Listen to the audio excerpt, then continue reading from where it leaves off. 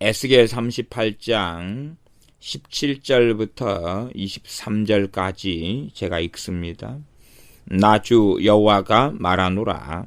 내가 옛적에 내 종 이스라엘 선지자들을 빙자하여 말한 사람이 너가 아니냐.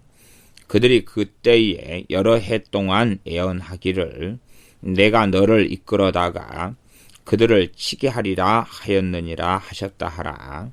나 주 여호와가 말하노라. 그날의 곡이 이스라엘 땅을 치러 오면 내 노가 내 얼굴에 나타나리라. 내가 투기와 맹렬한 노로 말하였거니와 그날의 큰 지진이 이스라엘 땅에 일어나서 바다의 고기들과 공중의 새들과 들의 짐승들과 땅에 기는 모든 벌레와 지면에 있는 모든 사람이 내 앞에서 떨 것이며 모든 산이 무너지며 절벽이 떨어지며 모든 성벽이 땅에 무너지리라. 나 주 여호와가 말하노라.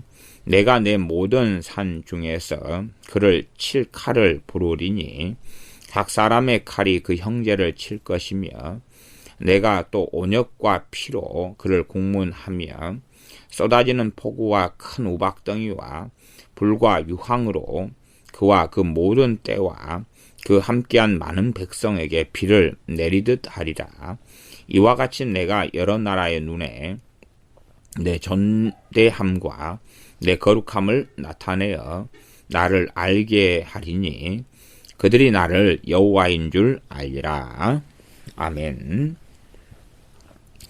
계속 곡과 마곡에 관하여서 17절부터 마지막 23절까지 말씀하는데 핵심은 곡입니다. 핵심은 곡. 17절에 나 주 여호와가 말하노라. 이렇게 예언들이 연결되면서도 이런 나 주 여호와가 말하노라 하는 부분이 있으면은 연결되지만은 또 새로운 예언이다. 그리고 제가 에스겔서를 강의하면서도 말씀드렸다시피 에스겔 선지자가 예언을 했는데 그 예언의 날짜 순으로 되어지다가 똥딴지같이 나중에 했던 예언이 가운데 끼어드는 배열을 사용하고 다시 또 날짜 순으로 갔다가 끼어들고 이렇게 선지자가 예언한 예언이라 할지라도 나중에 한 예언을 그 훨씬 앞에 한 예언 앞에 배열해 두는 그런 때로는 이해하지 못할 때로는 이해할 혹은 때로는 어느 나라에 대해서 예언했다. 그러면은 그 나라의 예언이 오래 했다. 근데 그 다음에 10년 뒤에 예언했다. 그러면 10년 뒤의 것을 이제 오래 한 것에다가 붙여놓고 이런 여러 배열을 신비롭게 사용하고 있는 것을 에스겔서에서 우리는 봅니다. 특별한 이야기가 이제 17절부터 나오는데요. 나 주 여호와가 말하노라. 내가 옛적에 내 종 이스라엘 선지자들을 빙자하여. 지금이야 이제 빙자는 별로 좋은 뜻이 아닌데 이때의 빙자는 통하여 그런 일반적인 단어입니다.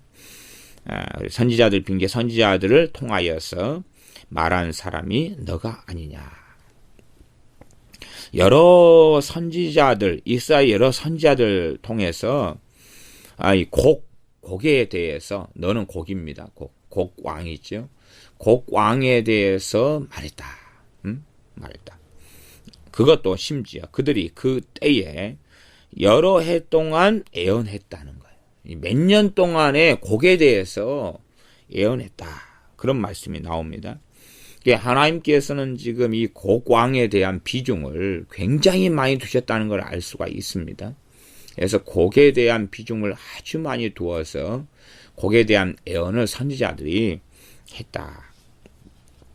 그러면 지금 현재 에스겔서 38장과 39장도 곡에 대한 것이에요. 마곡이라는 나라는 별로 중요한 게 아니고 곡이 중요한 거니까 곡의 이야기로 가버리지. 마곡은 곡이 다스리는 그러한 나라이고 그래서 마곡이란 나라를 중심으로 하지만 이제 곡으로 터닝을 해버려요. 마찬가지로 39장에도 39장 1절에 가면 그러므로 인자야 너는 곡을 쳐서 애언하여 이르기를, 그리고 곡에게 지금 돌아서는 거예요.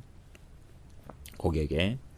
그렇기 때문에 곡이 도대체 무엇이냐 하는 것을 알아야 되는데, 물론 그러나 제가 지난 시간에 말씀드렸다시피 정확히 역사적으로나 아니면 미래에 일어날 이 곡이 누구냐 하는 걸로 가면 한편으로 저는 함정이다 이렇게 보여져서, 이 곡에 대한 것이 때로는 종말의 마지막 때 나타나는 요한계시록 20장에 있는 곡에 대한 거고, 그러나 그 앞에 있는 짐승이나 짐승의 선지자, 거짓 선지자나 적그리스도나 제가 보는 관점에서는 그것까지도 다 곡에 포함시켜가지고 봐야 되지, 문자적으로 곡이란 단어가 나와 있고 마곡이란 단어가 나와 있는 요한계시록 20장 8절에만 매일 문제는 아니다 이렇게 보여야죠. 왜냐하면 요한계시록 20장 8절로 해서 천년왕국 뒤에 배열, 천년왕국을 무천년설로 보든지 역사적 전천년설로 보든지 세대주의식 전천년설로 보든지 무천년설, 후천년설로 보든지 간에 어떤 견해를 가지고 있든지 간에 그 마지막 백보자 심판 전에 곡과 마곡으로 가면서 그것만으로 끝내는데, 그거에 대하여 하나님께서 이렇게 엄청난 비중을 가지고 선지자들을 통하여서, 그것도 한 명이 아니라 여러 선지자들을 통하여서 말해 오셨다는 이야기고, 심지어는 몇 해 동안 몇 년 동안을 곡에 대하여 마곡이 곡에 대하여 말씀이 오셨다. 그런데 그것이 그냥 저 끝에 마지막 한 때에 대한 이야기만으로 끝이다. 그것은 좀 그런 식의 해석으로 볼 때 너무 심한, 너무 심하게 별로 그냥 말하자면 쓸모없는 이야기인데, 그걸 너무 많이 하신 것 같은 그런 관점이 돼버릴 수도 있어요. 아니 예를 들어 2500년 동안 아무도 쓸모없는 이야기, 혹은 에스겔 선지자가 곡에 대하여 기록했을 때만 해도 이때부터 지금 시대까지 이르렀을 때에 이 마지막 최종적인 이야기로서 곡에 초점을 맞추는 것이 17절부터 23절이에요. 최종적인 곡, 요한계시록과 연결이 충분히 되는 곡에 대한 이야기예요. 그러니까 요한계시록에 있는 이 곡이 멸망하는 것은 어떤 일이 벌어지냐 그러면 22절로 가면 요한계시록을 바로 연상할 수 있는 내용들이 나옵니다. 내가 또 온역과 피로 그들을 공문하며, 피는 전쟁이죠. 전쟁. 쏟아지는 폭우, 큰 우박덩이와 불과 유황으로 그와 그 모든 때와 그 함께한 많은 백성에게 비를 내리듯 하리라. 그렇게 큰 우박덩이나 유황, 불이 나옵니다. 그러면 마지막 요한계시록의 상황으로 그 마지막 때의 곡이라는 걸 알 수가 있어요. 지금 현재 이런 일은 벌어지지 않았어요. 일단은 요한계시록의 7년 대환란에 이런 어떤 부분들이 벌어지지 않았기 때문에 지금도 언제 그런 일이 벌어질런지는 몰라도 아직은 에스겔 선지자 이후로서 모대도 지금 한 600년 가까운 세월 동안에는 아무 일이 없었다. 요 본문으로 따지면은 그 일이 없었어요. 그럼 앞으로 몇 년 뒤에 이것이 성취될런지까지는 몰라요.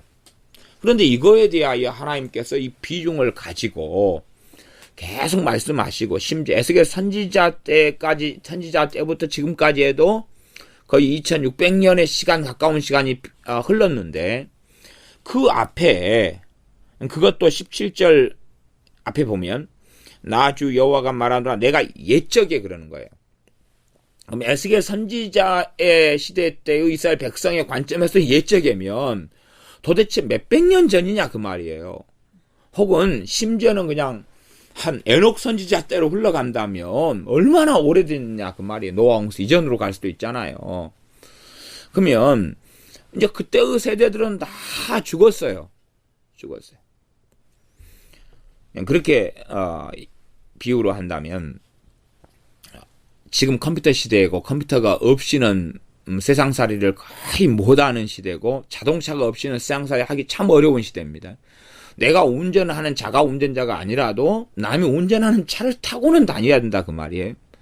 버스든지 간에 아니면 택시든지 뭐 이런 거든지 고속버스든지. 그러면 지금 현재 핸드폰이 또 없이도 거의 살지 못하는 시대가 됐어요. 핸드폰, 또 컴퓨터, 자동차. 그럼 500년 전의 사람이 지금 그게 없이는 절대 안 되니까 500년 전의 사람이 애언적으로 컴퓨터가 얼마나 중요한지, 자동차가 얼마나 중요한지, 뭐 핸드폰이 얼마나 중요한지 애언을 몇 년을 들었다고 칩시다. 그 사람한테 무슨 상관이에요, 그게. 쓰지도 못할 거. 그리고 죽을 거. 아니면 천국에서라도 쓴다 그러면은 뭐 배워가지고 가가지고 들어가지고 가서 참조라도 하겠지만 뭐 천국에서 컴퓨터 쓰고 살겠어요? 핸드폰 쓰고 살 리도 없고. 그렇기 때문에 우리가 과거의 옛적의 곡에 대한 이야기를 하나님께 선지자들을 통해서 막 했다는 이야기는 지금 그들이 염두에 둬야 된다는 이야기거든요. 하지만 염두에 두면 뭐에 다 죽는데. 다 죽어. 듣는 사람들, 선지자를 통해서 여러 해 동안 말씀을 증거했는데, 듣는 사람들이 결국은, 2600년이다 하면 그때 다 죽었고, 3000년 전이다 하면 그때 다 죽었어요. 자기들의 삶에서는 필요 없는 이야기였다, 그 말이에요. 그러면 정말로, 하나님께서는 필요 없는 이야기로 말씀하셨느냐, 그거예요. 말하자면, 고고왕이 누군지, 간혹, 누구일 수 있을 것이다. 또, 10년이 더 지나면 그게 많이 바뀌어요. 그 다음 누구일 수 있을 것이다. 그렇게 점점 바뀌죠. 결국은 고광은 우리가 상처로 생각하면 주님의 애언이나 이런 걸 전반적으로 검토하면 적그리스도가 돼야 되는 것이 맞아요. 그러니까 적그리스도에 대한 것까지로 제가 이제 지난 시간에 그런 중의적으로 또 점진적으로 곡에 대한 여러 가지 이런 이제 곡이 단지 한 곡으로 끝나는 게 아니라 곡에 대한 이 이음새 흐름들에 대한 이야기를 제가 했어요. 그러면서 이 곡에 대한 비중이 하나님께서 두시고 심지어 그 비중이 얼마나 강한지를 17절로서 입증을 하나님이 하신 거예요. 곡에 대한 비중이 너무 크기 때문에 내가 옛적에 내 종 이스라엘 선지자들을 통해서 말한 사람이 너가 아니냐. 그래서 너 할 때에 우리는 어떤 생각을 할 수 있냐 그러면 그냥 특별한 그 한 사람의 포인트를 맞추는 너에 대한 이야기로 볼 수 있다 그 말이에요. 그러나 물론 이제 17절부터 23절까지 전체 요지는 마지막 때에 멸망당하고 심판당하는 곡에 대한 포인트로 가겠는 건 사실입니다. 그 핵심으로 문맥상은 흘러갑니다만은 그러나 단지 그런 것만으로는 본다면 과거의 구약시대 선지자들 통해 여러 해 동안 말한 것의 의미 자체가 별로 없는 거예요.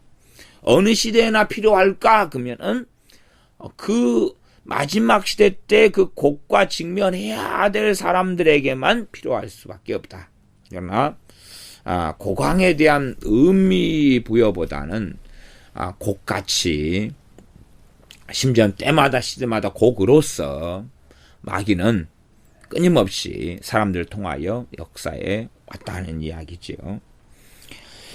그들이 그때의 여러 해 동안 애언하기를 내가 너를 이끌어다가 그들을 치게 하리라 하였느니라 하셨다 하라. 내가 너를 이끌어다가 너는 일단 곡이에요. 곡. 내가 하나님께서 곡을 이끌어다가 그들은 이스라엘입니다. 이스라엘. 지금 중의적으로 이스라엘과 영적 이스라엘과 그냥 일반적인 팔레스타인에 있는 아브라함 후손인 육적인 이스라엘 이 두 가지 이야기는 이제 앞에서 제가 다 이스라엘에 대한 이야기로서 어느 정도 다루었기 때문에 그래서 두 가지를 포함할 수도 있고 아니면 이제 참 이스라엘에 대한 개념으로 갈 수도 있습니다. 그까지는 또 이야기하다 보면 너무 장황한 이야기가 되니까 그냥 통칭해서 이스라엘로 이야기하겠습니다. 그래서 그들은 지금 이스라엘에 대한 문맥입니다. 너를 끌어다가 그들을 치게 하리라 하였느니라. 하나님께서 앞에는 곡을 갈고루 끼워가지고 끌고 가서 지금 하나님의 산, 그런 거룩한 산을 공격한다 그 말이죠. 그렇게 이르게 하고 공격한다. 그래서 하나님의 작정은 뭐냐 하면 결국은 곡을 끌어다가 이스라엘을 치는 거예요.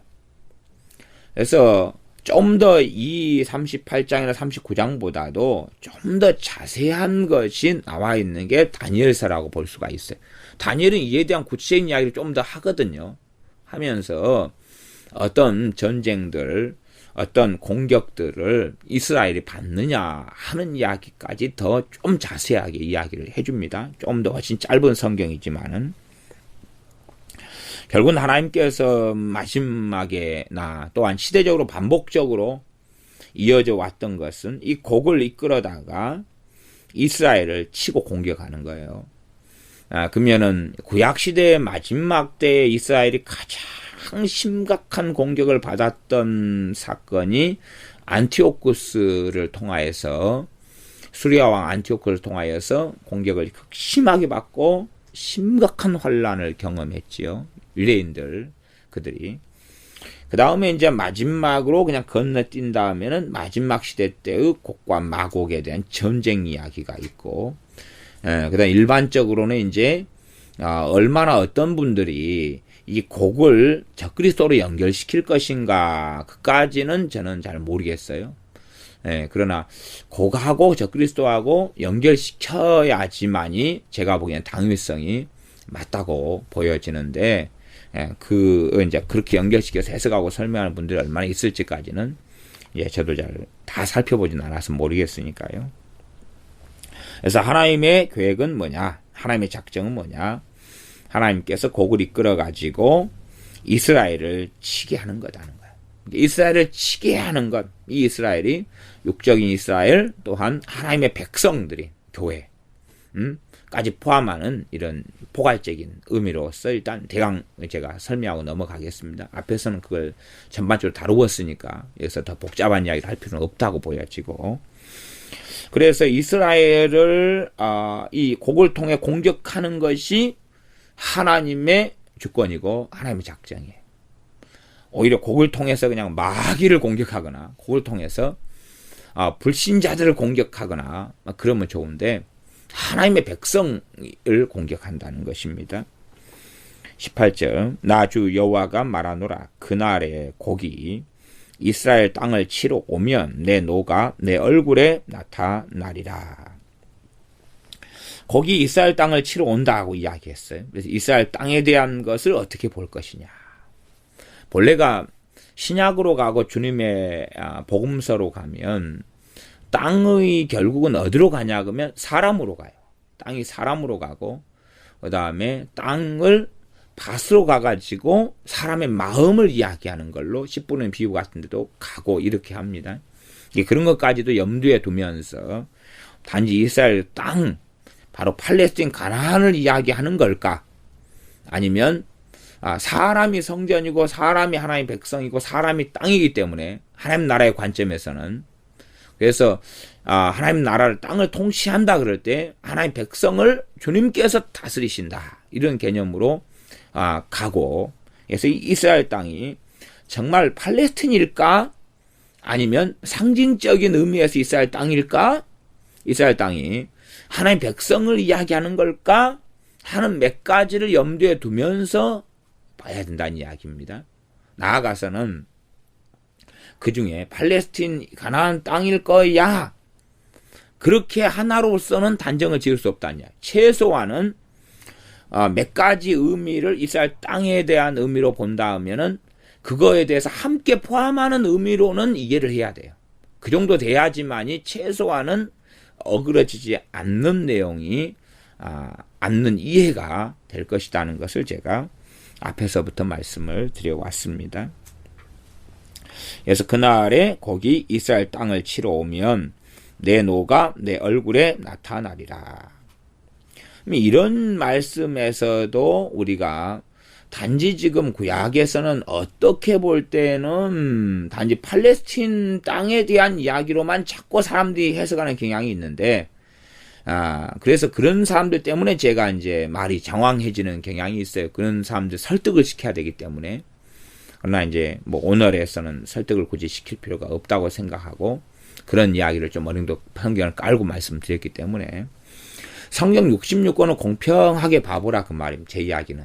이런 몇 가지의 단락이나 문맥에 국한되지 말고 성경 전체를 보고 다니엘서 같은 경우를 통해 볼 때도 도대체 어떤 일이 마지막에 벌어지고 계속 되어지는 그런 과정인가까지를 함께 검토를 해봐야지만이 이 이스라엘 땅을 치러 온다는 것에 대한 그러한 이해를 얼마간 할 수가 있다는 이야기예요. 단지 그냥 이 한 문장 혹은 한 단어 몇 개의 조합을 통해서 그다음에 이것이 반복된다 그래서 단순하게 이스라엘 땅이다 그런 문제로 흘러가면 곤란한 이야기. 그것이 이 앞에 에스겔서에서도 제가 그래서 상징적 해석을 할 수밖에 없는 그런 여러 가지의 상황들에 대하여서 이 단지 곡에 대한 이야기가 아니라 이스라엘 땅에 대한 이야기, 이스라엘에 대한 이야기, 또 이스라엘에 오시는 목자에 대한 이야기, 다윗에 대한 이야기, 그런 이야기들로서 말씀을 드렸습니다. 19절, 그래서 18절에는 그날의 곡이 이스라엘 땅을 치러 오면 내 노가 내 얼굴에 나타나리라. 17절과 18절도 특별한 것입니다. 왜냐하면 하나님이 끌고 와가지고 치게 해놓고 하나님이 성기를 내는 거예요. 하나님이 그냥 분노하시는 거예요. 분노하시는 거. 그래서 이 두 가지의 부분이 함께 갑니다. 그런 부분에서 신비롭게 하나님의 주권하고 인간의 자유의지가 함께 결부되어 있는 이야기고, 그런 이야기는 제가 어떤 주제들의 이 강해를 통해서 다루어왔습니다. 19절, 내가 투기와 맹렬한 노로 말하여 거니와 그날에 큰 지진이 이스라엘 땅에 일어났어. 그러면 지금 이스라엘 땅을 치러 오면 내 노가 내 얼굴에 나타난다. 그러면 일단은 내 노가 나타난다. 하나님께서 우리가 사람이 막 성기려면 얼굴이 불그락 푸르락 하잖아요. 지금 그런 비유로서 말씀하는 거거든요. 눈꼬리가 올라가네. 코에서 막 김이 나오네. 우리 은수처럼 막 코에서 흥분해도 막 콧구멍이 벌름벌름해지고 좀 커지고 그러잖아요. 그러니까 좀 얼굴에 막 안색이 변하네. 지금 그런 이야기 비유로서 말씀하시는 건데, 내 노가 내 얼굴에 나타난다. 그럴 때에 문맥상 크게 두 가지까지 받아버릴 수 있어요. 뭘 받느냐 그러면 하나님의 그 노가 곡하고 곡이 끌고 온 그 무리들에 대한 노하고 그 다음에 이스라엘에 대한 노까지도 포함해 버릴 수가 있어요. 그래서 이거냐 이스라엘만이냐 곡왕과 곡이 끌고 온 무리들만이냐 아니면 둘 다를 포함할 것이냐, 그까지도 개연성을 가지고 봐야 돼요. 그러면서 이제 단지 그 하나님의 노가 곡 왕과 곡이 이끌고 무리들한테만 이제 노가 막 바라면 19절에 내가 투기와 맹렬한 노로 말하였거니와 그날에 큰 지진이 이스라엘 땅에 일어났어. 아니 곡 왕과 곡의 무리들에게 하나님 분노가 발했으면 이스라엘 땅에다가 지진이 일으키면 안 되잖아요. 곡 왕의 땅에다가 일으켜야 되고 그 무리들이 올 때 그냥 오는 땅 자리를 뒤집어 엎어가지고 죽여버려야 되는 거예요. 그런데 아니 하나님의 노가 지금 일어났는데 이스라엘 땅을 뒤집어 엎어버리는 거예요. 그러니까 이스라엘 땅 사람들은 얼마나 황당하겠냐 그 말이죠. 입장을 바꿔놓으면 어떻게 볼 때는 하나님께서 지금 앞에 34장, 그 다음 36장, 37장 이런 말씀들은 영원토록 한 목자 다윗이 와가지고 이스라엘을 통치하고 그들은 아무 근심이 없게 되고 그들은 평화롭게 거하게 되고 그런다고 쭉 말씀했다가 38장은 넘어오니까 이스라엘 땅에 큰 지진을 일으켜본다는 거예요. 그러면 영원히 그런 말씀이 의미가 없어지잖아요. 퇴색돼 버리는 거예요. 그래서 37장까지만 읽으면 너무 환호하고 좋지요. 얼마든지 인간적으로 육적으로 세상 나라로서 이해할 수 있는 이야기가 되어버리다가 갑자기 이스라엘 땅에 지진을 일으켜본다는 거예요. 그것도 그냥 지진이 아니라 큰 지진이에요. 큰 지진. 얼마나 큰 지진이냐 하는 것을 20절로 설명을 합니다. 물론 제가 이 큰 지진이 몇 가지를 포함하게 돼요. 몇 가지를. 근데 제가 다 포함한다 이렇게 말씀하는 건 아니고 개연성이 있단 말이에요. 하여튼 당연하게 진짜 지진, 진짜 큰 지진, 대륙이 벨렉 때 갈라졌잖아요. 그렇게 땅이 갈라지고 해서 나뉘어져 버리는, 말하자면 한 땅으로 만들었다가 태평양이, 인도양이, 대서양이 생기면서 쫙 갈라져 버리는 그런 것 같은 그런 큰 지진. 그냥 막 진도 막 9.0, 10.0, 보통 한 6이 좀 넘어도 굉장히 큰 지진이 됩니다. 저도 실제로 제가 옛날에 필리핀에 있었을 때에 지진을 그때 7점 얼마 지진을 만나가지고 그 당시에 수천 명이 죽었습니다. 이게 그 현장에 제가 있어서 참 죽어나가는 것을 경험을 했거든. 1990년 필리핀 마닐라 지진이었는데, 그러니 뭐 건물이 그냥 그 자리에서 완전히 쏟아지고 무너져 버리고 그런 것을 경험해서 정말 평생에 그냥 그런 이 대한민국 땅에 살면서는 경험할 수 없는 그 대지진을 거기서는 경험하면서 얼마나 지진이 참혹하고 무서운가, 얼마나 심각한가를 겪었는데, 그 정도는 여기 하나님이 큰 지진이라고 이야기하는 것은 그건 아니라고 말이에요. 하나님의 스케일하고 사람의 스케일은 다르니까. 하나님이 큰 지진이라고 할 정도면 그런 몇천 명이 죽어나가는 것은 큰 지진이 아닌 거예요. 7점 몇이 아니고 8점 몇도 아니고 그냥 9나 10대의 지진 이상이지 않은가 싶어져요.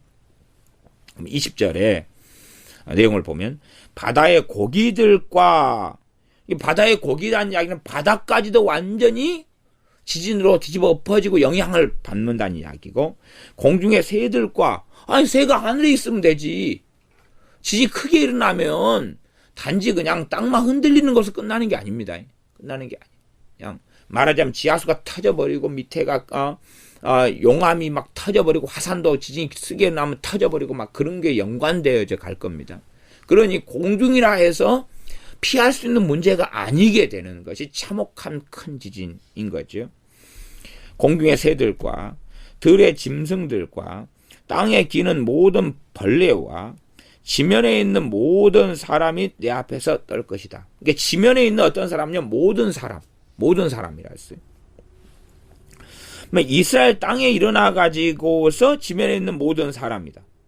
지면에 있는 모든 사람도 지금 이스라엘 땅에 있는 지면에 있는 모든 사람이냐, 아니면 이스라엘 땅에 큰 지진이 일어났는데 지구상에 사는 모든 사람이냐. 이제 이렇게 이것도 두 가지 개연성을 가지죠. 그렇게 지면에 있는 모든 사람. 그러면 일반적으로는 이제 이스라엘 땅과 관련된 지역에 있는 지면에 있는 모든 사람이라고 이해하는 것이 좀 더 맞겠죠. 그래서 지면에 있는 모든 사람이 내 앞에서 떨 것이고, 모든 산이 무너지고 절벽이 떨어지며 모든 성벽이 땅에 무너지리라.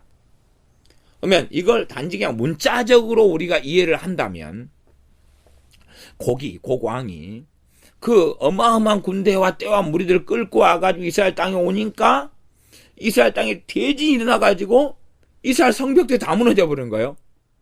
그러니까 이스라엘 사람 입장에서는 황당한 거 아닙니까?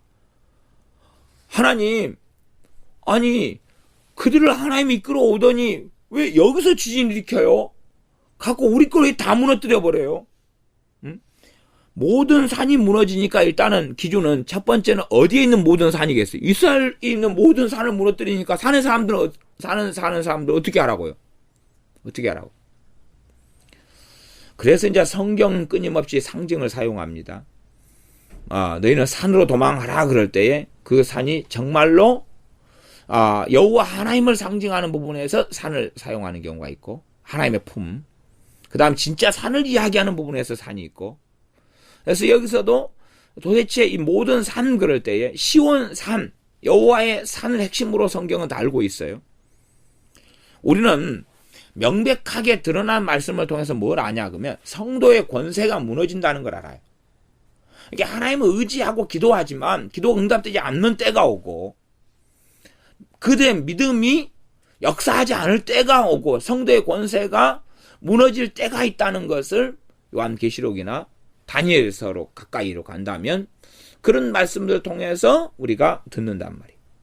그러니까 그런 부분에서 충분히 상징적으로 모든 산이 무너진다는 것을 그들의 믿음이나 신앙이 또한 그들이 하나님 말씀 진리로 가지고 나아가는 것조차도 응답되지 아니하는 그러한 때가 도래된다는 것은 우리가 정확하게 그냥 알고 있는 말씀이니까 그렇고 그다음 그까지를 포함할런지 아니면 실제적인 모든 산을 무너뜨리는 것으로 말씀하실런지까지는 이제 개연성을 함께 가지고 있다 그 말이에요. 일단은 뭐 뒤까지 가면은 이제 이 제가 지금 말씀드린 이 개연성이라는 것이 더 많은 구절과 더 많은 내용이 가면은 개연성은 점점점 줄어들어 갑니다. 제가 맨 처음부터 어떤 정답을 제시하기보다는 성경을 해석하고 이해하는 방법을 자꾸만 제가 말씀드리는 거예요. 그냥 낚시를 해가지고 고기를 잡아 드리는 것보다 그물질하고 낚시하는 법을 가르치는 방식으로 제가 성경 강의를 하고 있다는 것을 아실 겁니다. 옛날에 스무고개 해봤잖아요. 스무고개 하면 보자기 안에 어떤 물건을 탁 집어넣거나 아니면은 뭐 그런 거 없이 그냥 이야기하면서 내가 20개 질문에 답을 해줄게. 그래서 이제 내가 어떤 걸 가지고 있어? 그러면 상대방이 묻잖아요. 먹는 거예요? 안 먹는 거예요? 이게 옛날 스무고개 할 때는 먹는 것부터 무조건 튀어나오는 거예요. 먹기가 어려운 시대니까 먹고 살기 더 많은 거 맛있는 걸 먹어야 되니까 먹는 거예요? 못 먹는 거예요? 못 먹는 거. 예? 뭐 내가 자주 볼 수 있는 거예요? 못 보는 거예요? 그럼 못 먹는 거 나오면은 못 먹는 것과 먹는 것을 두 가지로 딱 나눠지잖아요. 못 먹는 거 너무 많은 거예요. 그러면서 이제 그러면 다리는 몇 개 있어요? 4개. 못 먹는 거 중에서 다리가 4개 있다. 그러면 책상이나 걸상이나 뭐 이런 식으로 가겠죠, 이제. 왜냐하면 돼지나 닭이나 이런 것은 먹는 거잖아요. 그러니까 이제 근데 동상 같은 경우도 다리가 있단 말이에요. 이게 그까지가 못 먹는 건데 다리가 있어요. 그다음에 이제 정답이 사람으로 가면 좀 황당한 이야기 되죠. 식인종 입장에서 야, 음식인데. 그러니까 그런 문제에서는 이제 서로 끝까지 가서 정답이 나오면 대판 싸워야 되죠. 야, 네가 문제 잘못 냈어. 그러면서. 하지만 어쨌든 스무고개에서 한 문제 한 문제 질문이 나올 때마다 그 앞에는 답이었던 가능성이 있었던 것들이 이제 점점점 소멸되고 없어져 가는 거예요. 그래가지고 마지막에 훨씬 더 축소되고 줄어들어 가지고 거기에서 이제 찍기를 하는 거죠. 찍기를 해요. 마지막에 어찌 보면 뭘로 만들어 있는데 나무. 그러면 이제 다리가 있고 못 먹는 거고 나무로 만들어 있고 그러면 책상 걸상 같은 거잖아요. 그러니까 이제 의자냐 옛날에는 다 이 옛날 입장에서는 요즘에 플라스틱이나 많이 막 이런 게 사용돼가 의자가 만들어졌지만 옛날에는 다 그냥 책상 그면 나무였잖아요. 예, 걸상 그면 나무였고 그래서 책상하고 걸상이 나무인데 그 둘 중에서 이제 마지막에는 질문이 이제 다 떨어져 버린 거예요. 아까 뭐냐를 찍어야 되죠. 그런 데까지 성경을 이렇게 여러 문장과 문맥과 단어들이 있다 보면 이게 점점점 축소가 되어져 가가지고 개연성이 줄어들어가는 앞에 있는 문장이나 말씀으로서는 충분한 개연성, 충분하게 가능성이 있는 것들을 다루고 이야기를 할 수밖에 없다 그 말이에요. 거기에서 이제 와가지고 줄어들어 오면서 함께 문맥을 살펴보고 함께 말씀 단어들을 살펴보는 것이 제가 보기에는 타당한 방식의 강해라고 생각해서 그런 방식을 저는 견지하고 있습니다. 다시 20절. 어떻게 성격이 급한 사람들은 당장 답부터 말하시오. 근데 그래가지고는 될 성질은 아니라고 생각해요. 뭐 수학 문제가 있으면은 어떤 문제를 칠판 냈으면은 아이들이 답부터 말하시오. 그래, 뭐 루트 2. 그래가지고 무슨 도움이 되냐 그 말이죠. 그건 이제 풀어가지고 해야지 문제가 좀 바뀌면 동일하게 풀어가지고 앞에 문제는 루트 2였는데 지금 문제는 마이너스 루트 2분의 1이구나. 그렇게 답이 지금 완전히 틀려졌네. 하지만 푸는 방식이나 원리는 비슷하구나. 그런 것들이 우리가 아시다시피 성경에는 굉장히 많다 그 말이에요. 성경이 굉장히 많다. 그러나 우리가 꼭 기억해야 될 것은 신약 성경에 있는 비유나 상징이나 이런 게 아니고 명백한 말씀들, 그런 개연성이 없는, 말하자면 주님께서 형제가 형제를 죽는데 내어주고 부모가 자식을, 자식이 부모를 죽는데 내어준다, 이런 말씀은 개연성이 없는 말씀이에요. 그냥 명백한 그 말씀 그대로예요. 그냥 문자적이에요. 문자적인지 상징적인지 그런 개연성 자체가 없다 그 말이에요. 그런 것들, 나라가 나라를, 그 다음 기근이, 전쟁이, 난리 소문이 있다, 이런 것은 개연성이 없어요. 정확하게 그 문자적인 의미에서 이제 생각을 해봐야 되는 거죠. 거기를 기초로 해가지고. 그런 것이지, 그런 정확한 문자 중심으로 해석되고 그렇게 볼 수밖에 없는 신약 성경에 주님이 직접 하신 말씀들이나 또한 사도 바울의 서신들이나 이런 말씀들을 우리가 명심을 하는 게 중요한 거예요. 이제 지금 우리 성취된 십자가가 성취되고 복음을 가지고 있는 지금 시대를 신약 시대를 살아나간 우리는, 그런 다음에 이제 구약 성경의 애언이 선지자를 통해 되어지는 게 굉장히 많잖아요. 또한 요한 계시록까지도 이런 되어질 일에 대한 것이 많은 부분이 남아 있고, 이런 부분도 이해하고 생각할 때에 우리가 미혹에 들지 않거나 잘못된 거짓 선지자에게 농락당하지 않거나 할 때에 오히려 기초적으로 알고 있어야 될 말씀으로 털을 단단히 다져야 돼. 그렇기 때문에 성경도 뭐라고 말씀하냐 그러면 믿는 사람들에 대하여 너희는 사도와 선지자들의 터 위에 세워졌다는 거예요. 신약시대 교회는 사도와 선지자들의 터 위에 세워졌어요. 구약의 선지자들을 이야기하기보다는 사도는 신약시대에 등장했잖아요. 주님의 사도들이 핵심이죠.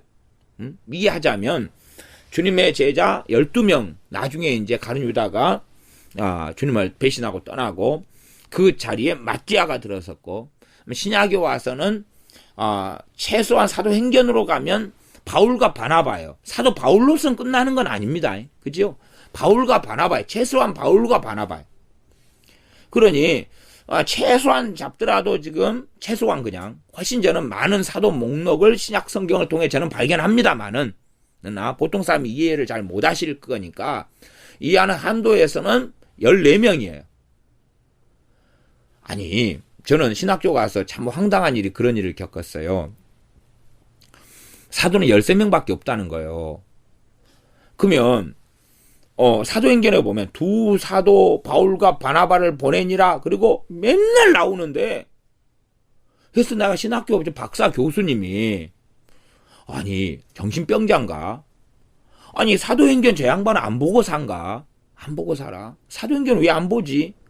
보면 사도 바나바가 사도라는 걸 안단 말이에요. 바나바가 사도인데 바나바는 사도라고 절대 언급을 안 하고 그냥 사도 바울만 사도인 거예요. 저 양반들 무슨 책을 보고 이렇게 계속 가르치나. 그러니까 참 황당한 이 경험 중에 하나, 충격적인 경험 중에 하나 그런 거예요. 성경 본문은 사도행전에서는 계속 바나바가 사도라 그러는데 그 양반들 일절 언급도 안 하고, 심지어 어떨 때는 목사고시에도 그 문제가 나와가지고 사도 13명의 이름을 써라, 아니면 사도들의 이름을 다 써라 그러면 정답이, 목사고시는 문제가 있고 정답표까지 다 제시해줘요. 그래 그걸 외워가지고 시험 보는 건데 정답표가 13명 이름밖에 없어요. 그래서 야, 천국에 가면 바나바 사도는 좀 섭섭하겠네. 여기 한국에 있는 목사들, 아무리 당신들 그런다고 나를 배신할 수가 있어? 내가 당신들 복음 전하기 위해서 하나님이 하신 거지만 이방인에게 얼마나 복음 전하려고 열심히 노력했어. 물론 2차 전도행 때 사도 바울하고 초기에 싸워가지고 내가 더 이상은 쓰임받지 못했지만, 그래 1차 전도행 때 얼마나 그냥 핍박받은 피땀 흘리며 고생했는데 나를 이렇게 그냥 좀 알아주란 이야기는 아니지만 나도 사도라고, 사도. 아마 그러지 않을까 싶어. 인간적으로 이야기한다면 천국문 앞에 기다리면서 한국 사람들 또 왔네. 왜 나를 이렇게 무시하는가? 아줌마 할머니식으로 이야기한다면은 이렇게 성경이 명백하게 이렇게 있는 걸 갖다가 바꿔가지고 이렇게 막 뒤집는 것 같은 건 상당히 좀 문제가 있죠. 그러면 사도와 선지자의 터라 그러면은 사도들이 기록한 말씀들, 전한 복음, 그 다음에 선지자들, 그러니까 선지자들의 반열을 구약시대 선지자들의 개념으로 이해하면 저는 안 된다고 봐요. 이게 말하자면, 그것도 해석의 문제가 됩니다만은, 그냥 참조만 해보세요. 야고보서를 야고보 감독이 썼어요. 주의 형제 야고보라고 하는 사람이. 그러면 저는 야고보 감독을 선지자의 반열로 집어넣는 게 맞다고 보여요. 그 본문으로 사도들과 선지자의 터라 그러면은, 야고보를, 그 다음에, 누가가 누가복음과 사도행전을 썼어요. 그러면 그 문맥으로 볼 때는 그 누가라는 사람을 선지자라고 봐야 되는 게 성경의 저자들을 가리켜서 이야기한 거 우리는 최소한 그 정도까지는 개혁신학적으로 이해를 해야 돼요. 그러면 사도들과 선지자들의 터니까 그 사도들과 선지자들이 신약 성경 27권의 최소한 저자들의 문제가 가장 협의적인 거다. 가장 기본으로 깔고 있어야 된다. 그리고 보고 거기서 좀 더 플러스 알파가 있겠죠. 그 가운데 선지자들이 구약의 선지자들의 문제 이전에 지금 이방인 교회에 대한 이야기를 하고 있어요. 이방인 교회가 복음 가운데 교회가 형성되고 섰는데 너희들은 지금 사도들과 선지자의 터 위에 섰다고 이야기한 거거든요. 그러니 우리 신학생을 살아가는 이방인 교회 믿는 사람들, 나아가서 모든 믿는 사람들은 가장 기본 베이스로 깔아야 될 것이 당연히 복음이고 사도들이 전한 말씀이고 사도들이 주님께 말씀을 전해받아가지고 성경에 기록한 거죠. 주님의 말씀이 핵심이긴 하지만 사도들이 받아가지고 전해가지고 기록했어요. 마태는 마태복음을 통하여. 그 다음에 이제 의사 누가는 이방인이었지만 헬라인이었지만은 또 누가복음 사도행전을 기록하고 마가가 기록하고 바나바의 생길 조카 마가가 기록하고 그다음에 사도 요한이 기록하고 이런 것부터 시작해서 이러한 사도와 선지자 터 위에 교회가 세워졌기 때문에 이 바탕을 최대한 가진 다음에 이 바탕을 가지고 이제 이런 에스겔서라든지 다니엘서라든지 이사야든지 예레미야라든지 이런 걸 봐야 된다 그 말이. 그러지 여기에서 그냥 상징적이고 신비적인 해석을 가지고서 이런 명백한 말씀들을 다 뒤집어버리고 엎어버리고 무시해버리고 그런 식으로 성경을 읽거나 이해하면 안 되는 거예요. 그러니까 성경을 잘 이해하지 못하는 사람은 말씀의 저자가 한 분 하나님께서 이 말씀의 저자가 되신다는 이해를 하지 않는 가운데서 인간 저자만 강조하고 인간 저자 입장만 치달아 달려가는 사람들. 그것이 요즘에 이제 유감스럽게 성경 신학의 방향성이 되었습니다만은 그러나 그것이 잘못된 방향을 가는 거예요. 의사 누가가 있으면 누가가 가진 신학이 따로 있고 사도 요한이 있으면 요한의 신학이 따로 있고 마가가 있으면 마가의 신학이 따로 있고 제 서재 안에도 책 제목이 신학책으로서 마가 신학, 요한 신학, 마태 신학 이런 책들이 있어요. 그다음 바울 신학 책은 재고 많아요. 바울 신학 책은. 그러나 본질상 하나님께 성경에 기록된 사도들이나 또한 주의 종들을 통해 기록된 말씀들의 원저자가 하나님이셔요. 그런 신학이 하나일 거 아니에요. 어려운 이야기로 한다면 하나이지 바울 신학이 따로 있고 마가 신학이 따로 있을 수는 없다는 이야기예요. 그러나 따로 있게끔 보이는 영역도 있어요. 왜? 아무리 하나님의 사람이라도 완벽하고 퍼펙트하진 않고 이들을 통하여 말씀하신 영역과 저들을 통하여 말씀하신 영역이 다르니까 다른 부분이 많이 생기고 교차하는 부분이 생기니까 그것을 신학이라는 이름으로 명명했을 수도 있다 그 말이에요. 그러나 이 다양성보다 더 중요한 것이 통일성이고 그 다음에 다양성이 왜 필요했냐 그러면 이 통일성을 통일해서 한 몸을 이루려고 하나의 진리를 이루려고 다양성이라는 게 존재했다 그 말이에요. 팔이 왜 필요하냐? 혼자 떨어져서 있으려고 팔이 필요한 게 아니라 몸에 붙어가지고 몸의 기능을 하려고 팔이 필요했다는 사실이죠. 그런 부분을 인식을 하고 성경을 해석하고 말씀을 이해하는데 접근을 해가야 되지요. 다시 이제 20절로 가면 그래서 지금 현재는 일단은 여러분이 맥락적인 이해를 제가 상징적인 것에 초점보다는 말씀 그대로 해서 문자적인 이해를 먼저 하면서 이제 넘어가는 측면을 지금 사용하고 있습니다. 개연성의 부분도 이야기했지만은. 그래서 이 곡과 곡이 이끄는 군대들, 연합군들이 막 공격에 왔는데 그들을 하나님이 이끌어가지고 공격한 거예요. 그 다음에 그들이 하나님이 이끌어가지고 이스라엘 땅에 침범하고 공격할 때에 하나님은 노가 하나님의 얼굴에 나타난다고 말씀했어요. 19절엔 내가 투기와 맹렬한 노로 하나님 말씀한다는 거예요. 하나님 내가 말하였거니와 그러면서 맹렬한 투기와 맹렬한 분으로 말씀하는데 이스라엘 땅에 큰 지진이 일으켰다는 거예요. 그러면 우리가 그들이 이스라엘 땅으로 진입해 공격이 오니까 그들이 골짜기를 통해 왔다. 뭐 골짜기를 큰 지진 일으켜가지고 골짜기를 그냥 확 함몰시켜버리면 그러면 우리가 이해하겠어요. 끄떡끄떡끄떡. 하나님께 이스라엘을 보존하시고 지키시고 확실히 이스라엘을 하나님 되시는구나. 그러면 그들이 이끌어오는 것은 그냥 이 마지막 말씀만으로 인용한다면 23절 내가 여러 나라의 눈에 내 존대함과 내 거룩함을 나타내어 나를 알게 하리니 그래서 이스라엘을 높이고 이스라엘이 하나님의 영광 받는구나. 왜 그들이 침략하는데 그 앞에 강을 통해 오면 강감찬 장군처럼 그냥 말하자면 20cm 강에서도 다 빠져죽게 만들어버리는 거예요. 제가 그 신학교 교수님들이나 책들을 보면 홍해 바다의 기적을 볼 때에 홍해가 어떤 교수들은 깊지 않다는 거예요. 홍해가 너무 얕아가지고 그냥 말하자면 허리도 안 찬다는 거예요. 무릎까지밖에 안 차고 발목까지밖에 안 된다는 거예요. 이걸 건넜다는 거예요. 그런 이제 설명을 들을 때에 홍해 바다의 기적이 생각한 것보다 정말 놀랍구나.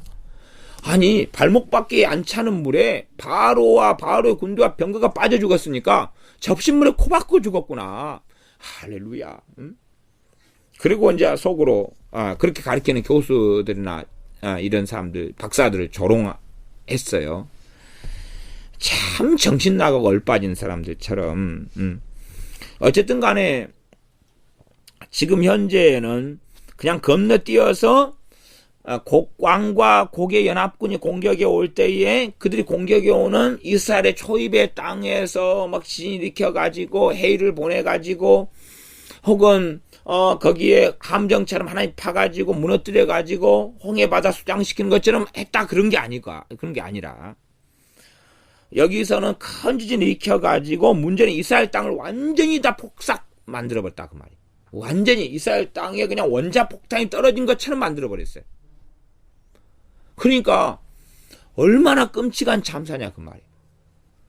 지금 이스라엘 땅에가 하나님의 백성들이 있을 텐데 그 땅의 개념을 그대로 봐가지고 근데 적군이 곡에 이끄는 군대들이 오니까 하나님이 그냥 분노가 일어났어요. 이스라엘 땅에 사는 하나님의 백성 입장에서는 하나님의 얼굴을 봤다고 치면 하나님의 얼굴이 막 불그락불락해졌죠.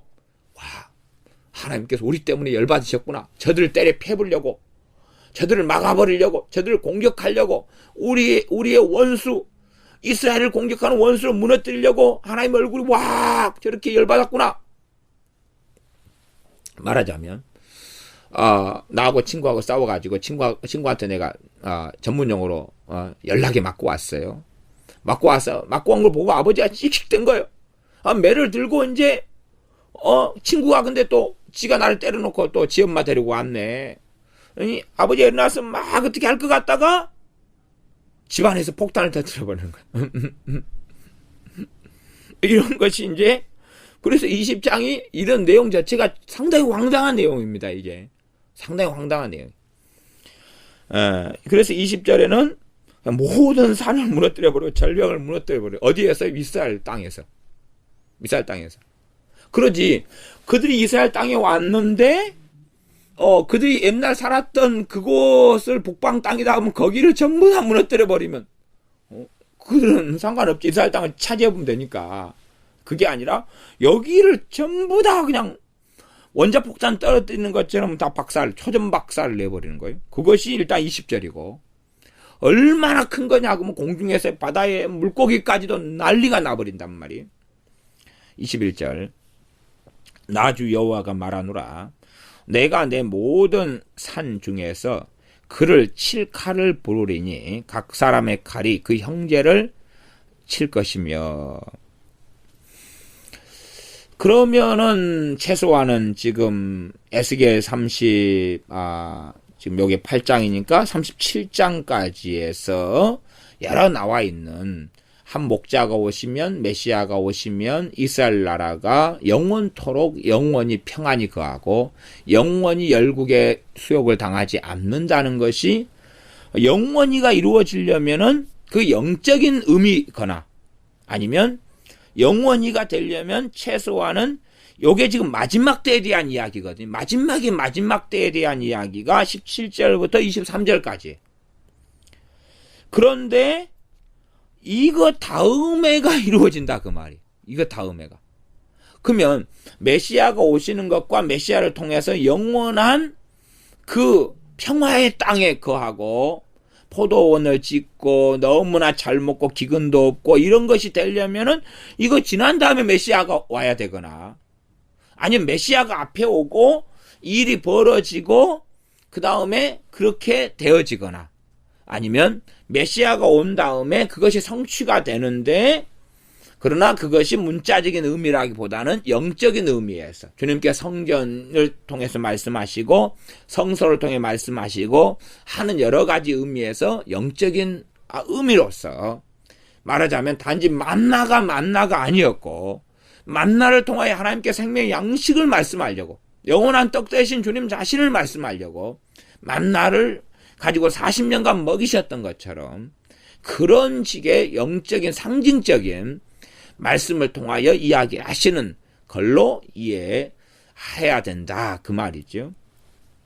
최소한 37장까지 읽어서 와 할렐루야 너무 좋아 랄랄라 그리고 이스라엘 백성들이 했다가 38장으로 가면 갑자기 뻥 쪄가지고 이게 무슨 말이야, 메시아만 오면 다 끝날 줄 알았는데 이게 무슨 말이야. 그것도 말세에 그렇다는 이야기는 아니 그냥 이게 조금 있다가 그렇게 될 거야, 지금 그렇게 될 거야, 그러면 그 다음에 메시아 오면 날랄라 그렇게 될 텐데, 이게 아니고 마지막 때 그렇다는 이야기는 그 앞에 말씀에 대한 생각이나 이해했던 모든 것이 무너져 버리는 거예요. 문제는 이러한 38장과 39장을 통해서 곡에 대한 이야기를 하나님이 하시면서 하나님께서 정말로 이스라엘에게, 하나님 백성에게 말씀하신 것은 뭐냐 하면, 너희가 성경을 그렇게 육적으로 해석해서는 안 된다는 거예요. 어떤 문자적인 세상 나라에서 잘 먹고 잘 사는 그러한 육적인 개념으로 이해해가지고는 안 된다는 것을 말씀하고 있었던 거예요. 그러나 주님께서 이 땅에 오셨을 때에 유대인들은 38장과 39장과 진도를 안 나간 거예요. 그 사람들은 37장에서 멈춘 거예요.